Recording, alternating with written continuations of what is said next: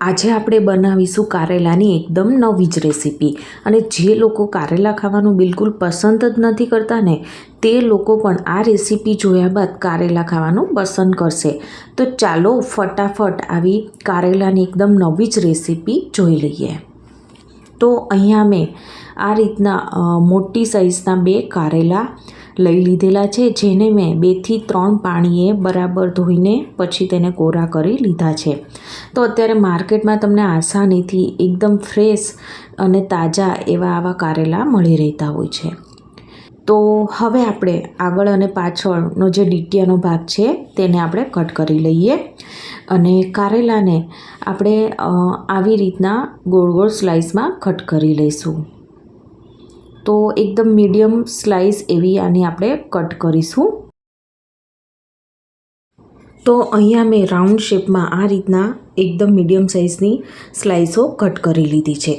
તો હવે આપણે આમાંથી જે વચ્ચેનો પાર્ટ છે ને, જેમાં બિયા હોય છે કે જે વધારે કડવા લાગતા હોય છે, તો તેને આપણે આ રીતના આંગળીથી પ્રેસ કરીને કાઢીશું, અથવા તો બીજી રીત એ છે કે તમે આ રીતના ચાકુની મદદથી પણ દૂર કરી શકો છો। તો અહીંયા મેં બધા જ કારેલાની સ્લાઇસમાંથી વચ્ચેનો જે ભાગ છે એ મેં દૂર કરી લીધો છે। તો હવે આપણે આમાં ઉપરથી 2 થી 2.5 ચમચી જેટલું મીઠું એડ કરીશું અને એકવાર આ રીતના આપણે મિક્સ કરી લઈએ। આમ કરવાથી કારેલામાં જે કડવાશનો ભાગ છે ને એ થોડા અંશે દૂર થાય છે। કારેલામાં નેચરલી તેની કડવાશ તો હોય જ છે, તો થોડાક તો તમને કડવા લાગશે જ, પરંતુ મારી ગેરંટી છે કે આ રેસીપી જોયા બાદ તમે બીજી બધી રેસીપી ભૂલી જશો। તો આ રીતના મીઠું ચડાવવાથી ફ્રેન્ડ્સ આમાં જે કડવાશનો ભાગ છે ને એ પાણી રૂપે દૂર થશે। તો હાથેથી આપણે આ રીતના મસળીને કારેલામાં મીઠું ચડાવી દઈએ। આ રીતના મીઠું થોડુંક ઓગળવા લાગે ને બસ ત્યાં સુધી આપણે તેને મીઠા સાથે આ રીતના મિક્સ કરવાના છે।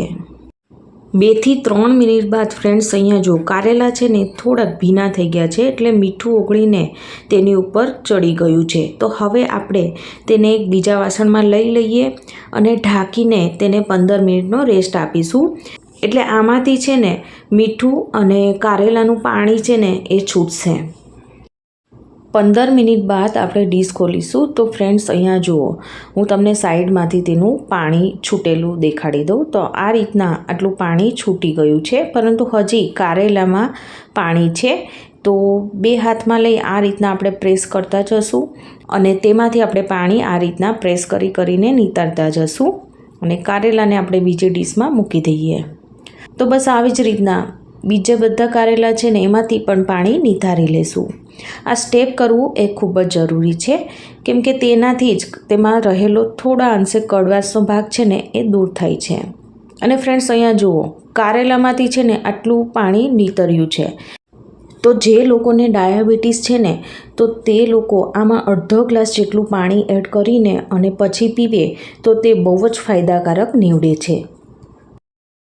હવે આપણે આમાં બધા મસાલા કરી દઈએ। તો અહીંયા મેં એક નાની ચમચી જેટલું લાલ મરચું પાવડર અને આ રીતના બધી સાઈડથી આપણે તેને છાંટી દઈશું અને 1.5 ચમચી જેટલું આપણે ધાણા જીરું એડ કરીએ અને સ્વાદ અનુસાર નમક એડ કરીશું। જોકે આપણે પહેલાં પણ આમાં મીઠું એડ કર્યું હતું, પરંતુ તેનું પાણી થઈને આપણે અલગ કરી દીધું હતું। તો જ્યારે ખાઓ ત્યારે એવું ના થાય કે નમક ઓછું છે। તો આ રીતના આપણે થોડું ઉપરથી મીઠું એડ કરીએ। આ કારેલામાં ચટપટો સ્વાદ આપવા માટે 1/2 ચમચી જેટલો ચાટ મસાલો એડ કરીએ। હવે થોડો આપણે લીંબુનો રસ એડ કરીશું। જો કે ફ્રેન્ડ્સ આપણે ચાટ મસાલો તો એડ કર્યો છે, પરંતુ લીંબુ એડ કરવાથી આમાં જે કડવાશનો ભાગ છે ને એ થોડા અંશે દૂર થાય છે અને કારેલા છે ને એકદમ સરસ ટેસ્ટી લાગે છે। હવે 3 મોટી ચમચી જેટલો ચોખાનો લોટ એડ કરીશું। તો ફ્રેન્ડ્સ તમારી પાસે જો ચોખાનો લોટ ના હોય ને તો તમે સોજી કાં તો રવોનો પણ ઉપયોગ કરી શકો છો અને તેની સાથે સાથે 1.5 મોટી ચમચી જેટલો આપણે ચણાનો લોટ એડ કરીશું। તો ફ્રેન્ડ્સ આનાથી આપણા કારેલા છે ને એકદમ ટેસ્ટી તો બનશે, પણ તેની સાથે સાથે ક્રિસ્પી પણ બનશે। એટલે તમે જ્યારે મુસાફરી કરતા હો તો ત્યારે 3 થી 4 દિવસ સુધી પણ તમે આને બનાવીને લઈ જઈ શકો છો। તો 3 થી 4 દિવસ સુધી આ સારા રહેશે. હવે હાથેથી બધું આ રીતના આપણે મિક્સ કરી દઈશું, એટલે કારેલામાં લોટ અને જે કંઈ આપણે મસાલા એડ કર્યા છે એ બધા જ સારી રીતે ચડી જશે. 2 થી 3 મિનિટના અંતરે ફ્રેન્ડ્સ અહીંયા જુઓ કારેલામાં મસાલા અને જે કંઈ લોટ એડ કર્યો તે બધું સરસ એવું ચડી ગયું છે. તો હવે આપણે આવી રીતના જ એટલે કે ખુલ્લા જ તેને 15 મિનિટનો રેસ્ટ આપીશું.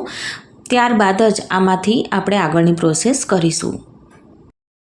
15 મિનિટના રેસ્ટ બાદ ફ્રેન્ડ્સ અહીંયા જુઓ કારેલામાં લોટનું એકદમ સરસ કોટિંગ થઈ ગયું છે, પરંતુ હજી અહીંયા આપણે કોરો લોટ નીચે દેખાઈ રહ્યો છે.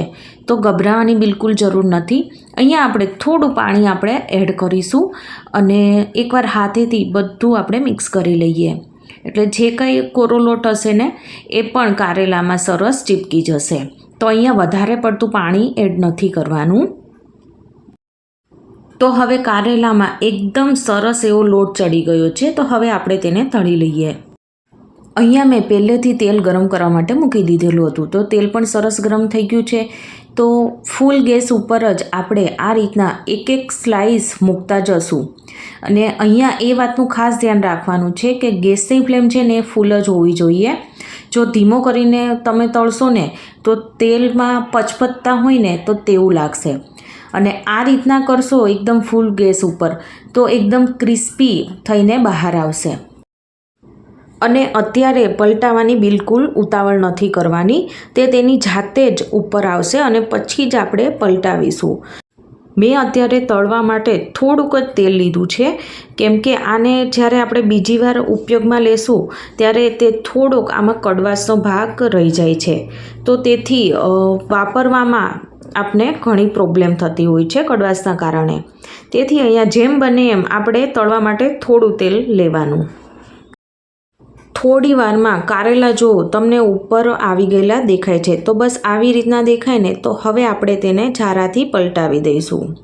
અને ગેસ છે ને એ આપણે ફૂલ જ અહીં રાખવાનો છે. તો બસ 2 થી 3 વાર પલટાવીને આપણે તેને તળીશું ને એટલે એકદમ સરસ એવા ક્રિસ્પી બનીને તૈયાર થશે. અને આને છે ને આપણે એકદમ ગોલ્ડન બ્રાઉન કલરના થાય ત્યાં સુધી તળવાના છે. થોડી વાર પછી ફ્રેન્ડ્સ અહીંયા જુઓ તેનો કલર છે ને એકદમ સરસ એવો ગોલ્ડન બ્રાઉન આવી ગયો છે. તો બસ આટલા જ આપણે તેને તળવાના છે. તો ઝારામાં તેને લઈ લઈએ. તો એકદમ ક્રિસ્પી એવા બન્યા છે. તો આપણે તેને એક ડીશમાં સર્વ કરવા માટે કાઢી લઈશું અને આવી જ રીતના બીજી બધી જે સ્લાઇસ છે એ તળી લઈએ. તો ફ્રેન્ડ્સ તમે આ મારી રેસીપીથી એકવાર જરૂરથી બનાવજો. તમે એકવાર તેનો અવાજ તો સાંભળો, કેટલા ક્રિસ્પી એવા કારેલા બનીને રેડી થઈ ગયા છે. તો 3 થી 4 દિવસ સુધી સારા રહે એવા આ ક્રિસ્પી અને એકદમ ટેસ્ટી એવા કારેલા બનીને તૈયાર થઈ ગયા છે. તો પૌષ્ટિકતાથી ભરપૂર એવા કારેલા બનીને રેડી થઈ ગયા છે. જો તમે આ રીતના બનાવશો ને તો કારેલા તમને બિલકુલ કડવા નહીં લાગે. અને ફ્રેન્ડ્સ જો તમને આજની મારી આ રેસીપી ગમી હોય ને તો મને કમેન્ટ સેક્શનમાં જરૂરથી કહેજો. અને મારી ચેનલને સબસ્ક્રાઈબ, લાઈક અને શેર કરવાનું ના ભૂલતા. તો આપણે ફરીવાર મળીશું એક નવી જ વાનગી સાથે. Thank you for watching.